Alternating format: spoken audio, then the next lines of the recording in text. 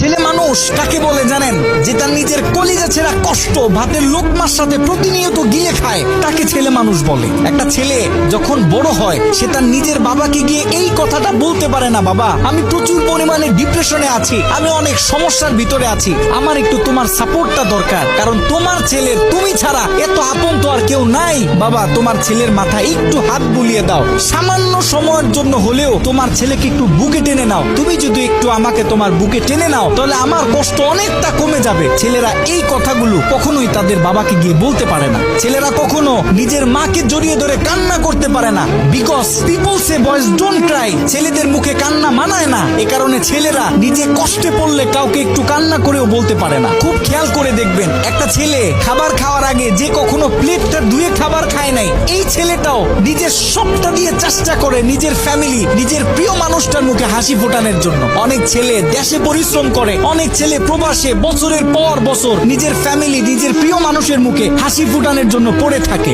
দিন শেষে ছেলেদের মুখে হাসি ফোটানোর মতো কাউকে পাওয়া যায় না। আমি মনে করি boys are the best actor in the world. এই পৃথিবীতে ছেলেরা হচ্ছে সব থেকে বড় অভিনেতা, কারণ ছেলেরা নিজেদের বুকে হাজারো লক্ষ কষ্ট পুঁতে রেখেও মুখে হাসি নিয়ে চলে, কারণ সে জানে আজকে আমি যদি ভেঙে পড়ি তাহলে আমার পুরো ফ্যামিলিটা অস্তিত্বহীন হয়ে যাবে।